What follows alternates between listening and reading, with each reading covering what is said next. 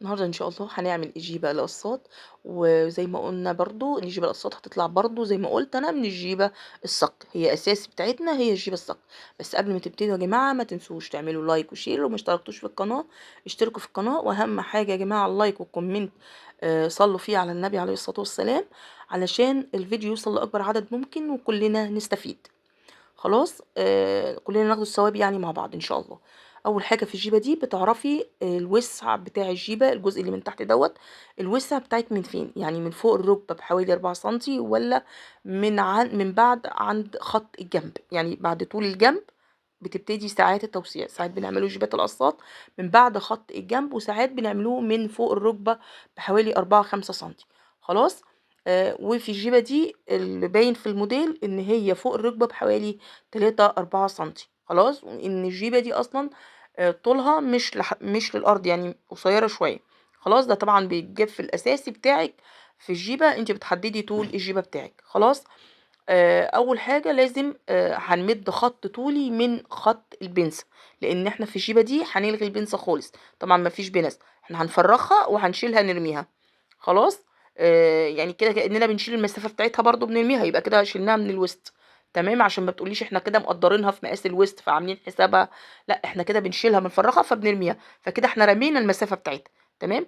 الخط اللي احنا علمناه ده واهم حاجه، وقبل ما تفصلي وقبل ما تعملي اي حاجه، الخط ده اللي هو تجيبي فيه التوسيع معانا فوق، وهو عامله فوق الركبه بحوالي 3 4 سنتي. خلاص. الخط دوت بيعلمك ان التوسيع بتاعنا هيوصل من هنا. وهمد بقى من تحت خط دغري كده، احط فيه التوسيع. ويا ريت يكون التوسيعات اللي انا بضيفها تكون بمسافات متساويه، يعني 5 يبقى 5، كلهم 5. 10 يبقى 10، علشان بس الجيبه ما تجنحش مننا وتلف معانا. خلاص، يبقى المسافات معانا متساويه. وبطلع من هنا وبوصل الخطوط ببعض زي ما هو عمل. خلاص.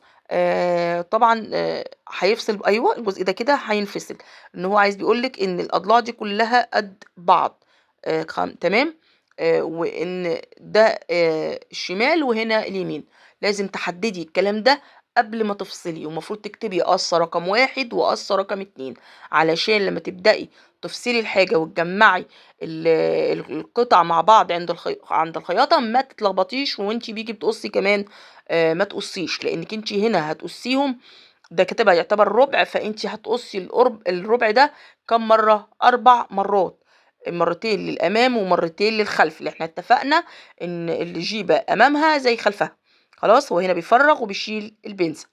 تمام. يبقى كل قصة من دول هتتقص 4 مرات. خلاص. القص رقم 1 والقصة رقم 2.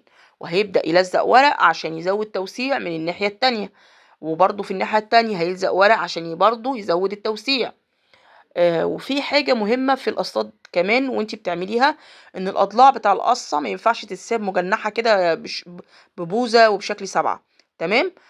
هنا هو بيقولك ان الجزء ده زيادة الوسع اللي هو عمل عليه حرف الاكس دوت، او علامة غلط ديت، ان المسافة دي هتبقى قد التوسيع اللي هو هيضيفه الناحية التانية. خلاص. هيبقوا قد بعض. خلاص. ومن نفس المسافة هيبدي برضو خط يوصل الخطوط ببعضها. في حاجة مهمة برضو اللي انا كنت بقولك عليها دلوقتي، ان الاضلاع لازم تبقى قد بعض. خلاص، ما ينفعش البوزة، فلازم تبقى جايب دوران شوية. طب انا هشيل سنتي ولا 2 ولا قد ايه؟ لا، هو هيعمل زي ما هو عمل دلوقتي، هو هيقيس الضلع ده قد ايه ويروح يقيسه على الناحية التانية، ويعلم مسافته قد ايه ويعمل دوران من تحت. ليه؟ لان لازم الضلعين يبقوا قد بعض. هكذا الناحية التانية خد المقاس وراح اضافه للناحية التانية وعلم نفس النظام. الكلام ده هيتعمل في الجزء اللي على اليمين والجزء اللي على الشمال، يعني القصات اللي القصة اللي في الاولانية والقصة التانية اللي اتضافوا في الاتنين. لازم ايوه وكده، واعمل دوران. مفيش حاجة 1 سنتي ثابت و2 سنتي ثابت والكلام اللي احنا بنسمعه. مفيش حاجة كده. الاضلاع اللي من تحت لازم تبقى قد بعضيها. خلاص. هو هيعمل لفظ اللي عمله هنا هيعمله برضو في الجزء ده.